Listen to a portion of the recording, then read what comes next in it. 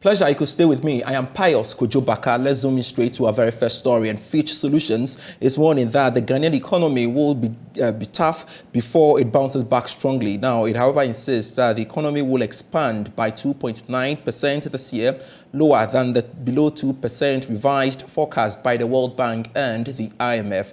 Now, it pointed out that the leading indicators still point to weaker economic activity. Mike Kuruninga is a country risk analyst for Sub-Saharan Africa and has been speaking at the quarterly Fitch Solutions Sub-Saharan Africa macroeconomic update this morning. Unfortunately, have no real signs yet that Ghana's economy is gathering momentum. In fact, I think it will get worse before it gets better. So if we look at the left-hand side chart here, you can see that we forecast economic growth to soften to 2.9% in 2023 from an estimated 3.3% in 2022. So both years being well below Ghana's 5-year pre-pandemic average of 5.3%. Our economic growth forecasts for Ghana are obviously informed by a large number of different variables, including forward-looking indicators. And what we see here is that the index turns negative for the first time since 2020. So really indicating that economic growth will be weak and will remain below Ghana's historic average over the coming quarters. So in brief, there's no real signs in the data yet that Ghana's economy is starting to recover. And still on the economy, the International Monetary Fund is projecting a marginal reduction in Ghana's fiscal deficit to 7.3% of the size of the economy from the 9.9% recorded in 2022. Well, that's according to its April fiscal monetary report. However, the fiscal deficit will go up to 8.4% of GDP in 2024. Now, this indicates that the country's fiscal economy will still be experiencing financial challenges. The primary balance, which is the difference between revenue and expenditure without interest payments, will end this year with a surplus of 0.1% in relation to the size of the economy from a deficit of 2.8% in 2022.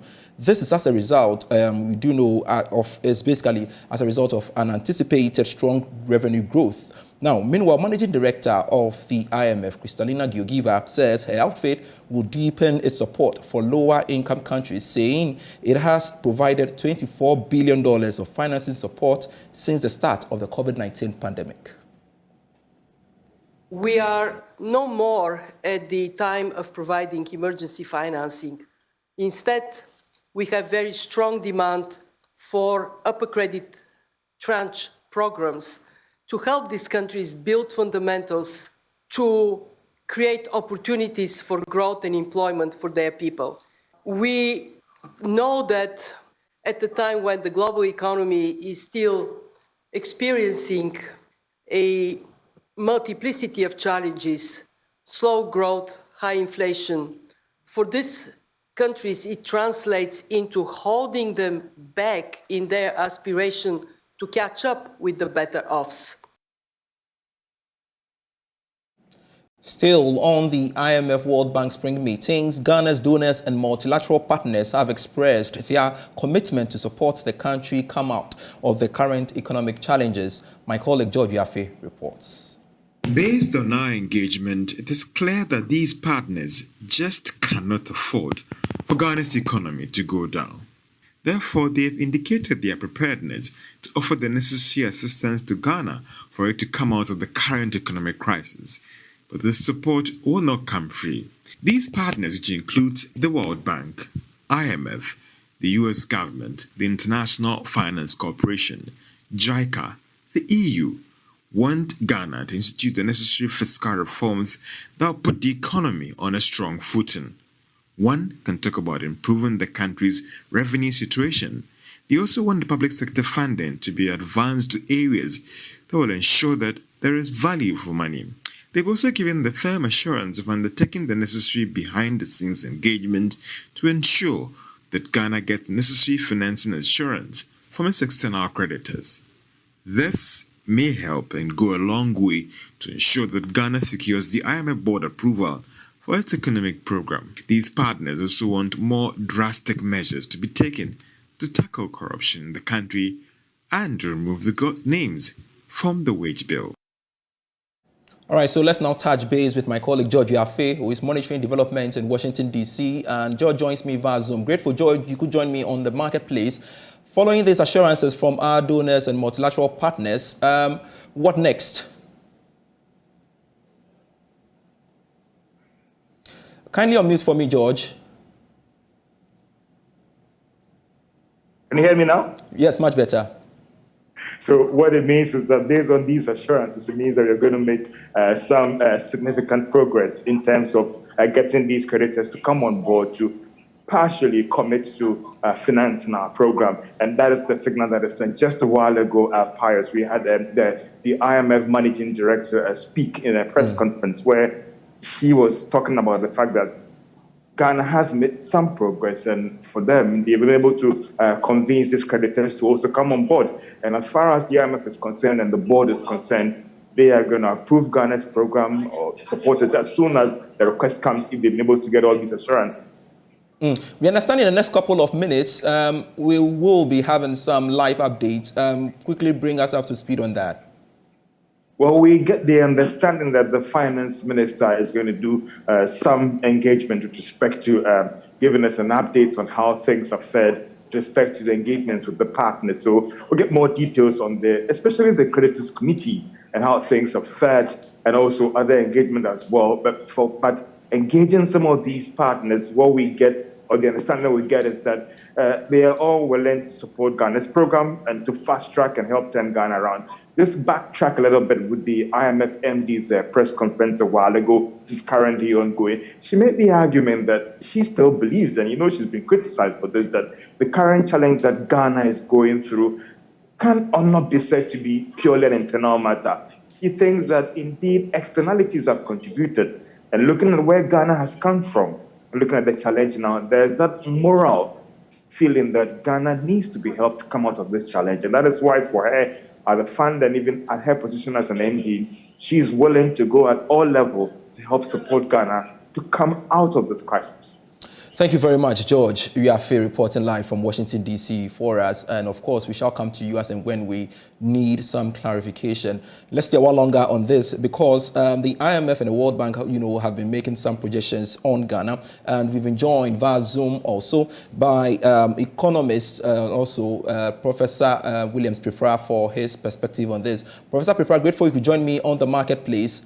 We do know that the IMF has, given some projection about Ghana's debt, which is likely to hit some 99% by the end of the year. Your initial reaction to that? Pious, thank you very much for calling me.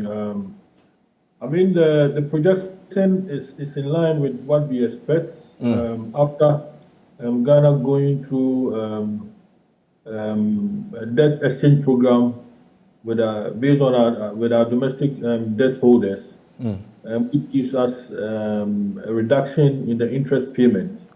So this means that we have some room to be able to operate. It's very significant because if you look at the findings of the results of the debt exchange program, it gives Ghana a major reduction in interest payment. Also, if you're able to get our Eurobond holders, which we owe them about $11 billion US, come on board to also concede to give us some, let me put it, discount or reduction in the coupon payment.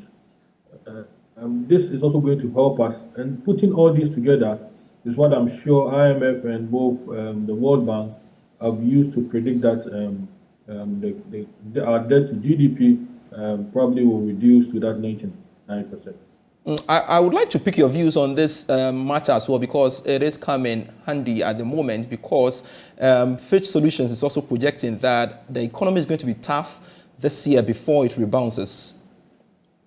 Yes, it's true.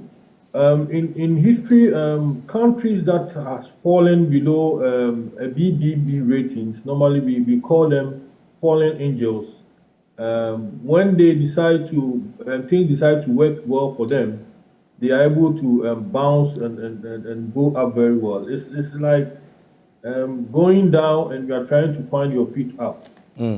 Before Ghana will be able to come up as where we are, Where we have gotten to probably is our worst case, and it's time for us to come up. So we may see the country having these challenges at the moment, but then it points to the fact that if government is able to get the IMF discussion as we are having, and also become very disciplined with this expenditure, be sure that things will turn out. So 2023, as projected, will be difficult, but between 2024, 2025, we should see Ghana coming out of the woods. We did see the formation of a partial committee by the Paris Club without China. Any positive news to come out from that, do you think? I mean, there is this kind of geopolitics ongoing at the moment. So the Paris Club, normally, which are made up of strong members of the IMF and the World Bank, and as the World Bank and the IMF boss, especially the IMF director, is pushing for Ghana to get some support, will help the Paris Club to also assist Ghana. In the case of China, which is something very different, their agenda normally we have to go with something, and they will think of what to do. I'm sure if they see Ghana as their major trade partners, which they are, because now Ghana trading in China is number one. Between if you compare Ghana and other trading partners in terms of country, China is number one. China will also have to help Ghana to find its feet. So this is very, very important. Surprisingly, as China is not participating alongside the Paris Club, the onus is on us as a country to know how to play our cards, especially with our finance minister, to court these two parties to give us some breather in terms of the loans or facilities they have granted to Ghana. In as much as China is part of our trading counterparts, do you think we can do away with them? Definitely not, because in terms of production, they produce at a cheaper cost. So Ghana will not be able to do away with them. We have to rather strengthen our relationship with them in a way that to be able to get some kind of major discounts. That is what is needed. Funding from China sometimes are concessionary as compared to other sources of funding. So our relationship with China should have to be deepened. We should not forget our relationship with our Bretton Woods institutions. Yes, we have to keep them. As a country, we need to find a balance between China and the rest of the world. Now, there's been this concern about the fact that, look, the projection the IMF is making, especially in relation to our debt to GDP ratio, about 99% projection they're making, quite recently we did complete the domestic debt exchange program, but the fund didn't factor that in. And so the question as to what becomes the essence of the domestic debt exchange program in our quest to kind of reduce the domestic, basically reduce the debt portfolio of the country. So from the discussion, they did not factor in the interest payments. So the interest payments, if it's factored in, I mean, it will go very high. To the IMF, they understand that Ghana is having a discussion with all his creditors, which is bilaterals, and then also bondholders, Euro bondholders. And IMF believe that Ghana may get some kind of reduction in these things. So that kind of discussion must finish before they be able to determine the actual debt to GDP for Ghana. But for now, when we are really doing a proper perspective, it's good that they have excluded it. The danger is that if they add it, it means that our debt to GDP will go above the 100%, which is very going to be very dire for us as a country. So they are trying to play it safe for us, to tell our government that do your best to have a negotiation with all your creditors to be able to buy into your program to give you some relief or some debt reduction, so that our debt to GDP will reduce. Finally, let me get your thoughts on your position on this. Based on the assurances we've seen or heard from our bilateral partners and, of course, our external creditors, are you positive that we'll get a deal by end of May as been envisaged? I mean, for me, end of May, if you ask me, I'm looking at June. Because after the spring meetings, all the bilaterals will have to go back, report to their government, then they have to look at their policies and what these decisions will affect them before they will talk to us. So in my perspective, we were able to get some fundings or final agreements sent to IMF for these funds to come in will be in the month of June. That is my prediction. But May will be too early. Thank you very much, Professor William Tripura, for your time here on the Marketplace speaking to us. We shall also come to you when we need some thoughts from you as well. Hello, welcome back. You're still watching the Marketplace, and we've got to go back to our earlier story where the Ghana Union of Traders Association, that's GUTA, is making a passionate appeal to its members to adjust prices following the recent reduction in the rate of inflation and, of course, exchange rate stability. Clement Boateng, the Vice President of GUTA, joins me on Zoom and to update us more on that. Clement, before you could join me now, I'm asking that how significant is the rate of inflation and, of course, the exchange rate, for which reason you are asking your members to adjust prices?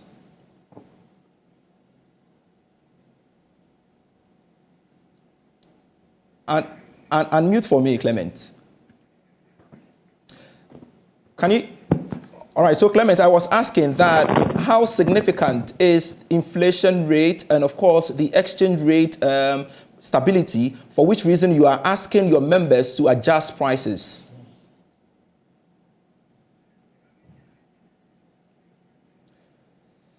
All right, seems we are having some challenges with our Zoom connection, and we shall rectify that and, of course, bring Clement on to speak to the issues we have for you.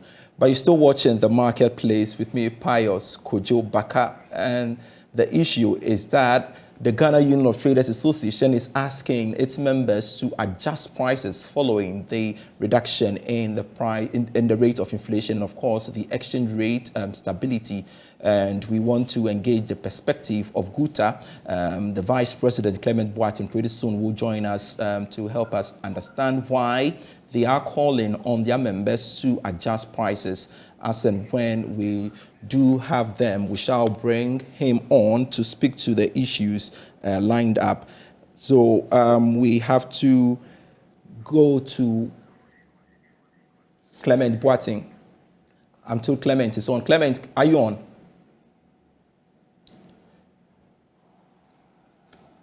All right, so we don't seem to have Clement on.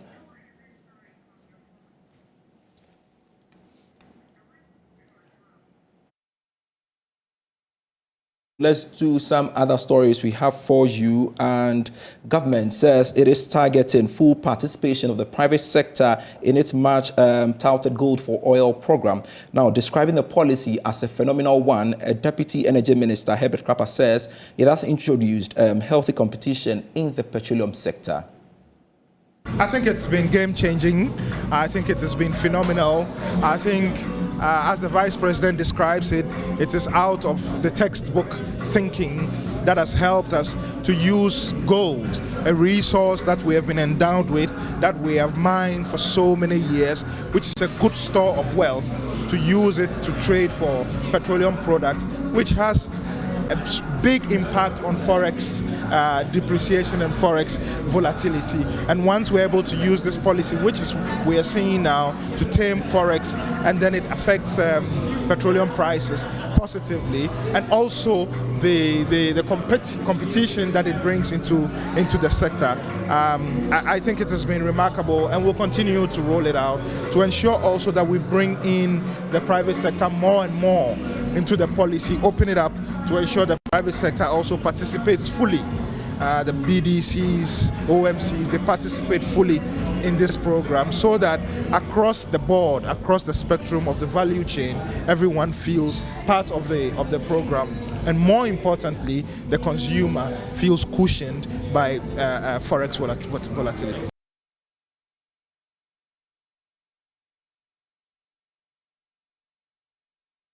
All All right, so quickly, let's go to Guta, and Clement Boateng joins me on phone for more. Clement, I was asking, how significant is the drop in the rate of inflation, and of course, the exchange rate stability, for which reason you are asking your members to adjust prices?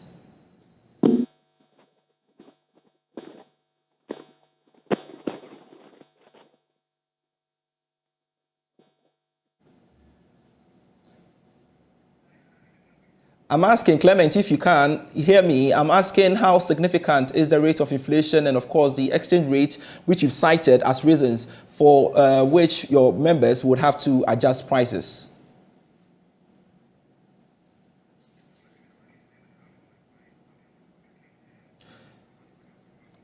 It seems you are unable to reach out to Clement Boateng. But that is it for the program for today. I am Pious, Kojo Backah. There is always business stories when you log on to myjoyonline.com. There you have it. And Ghana's fiscal deficit to end 2023 at 7.3% of GDP. That has been attributed to the IMF. And of course, Guta urging members to reduce prices of goods. And following that, interest, basically the inflation rate being reduced, and of course the exchange rate stability. We've got great content on that portal for you. Just fix yourself and get yourself updated on our portal. Grateful serving you. I am Pious, Kojo Backah. Let's do this same time tomorrow. Bye-bye.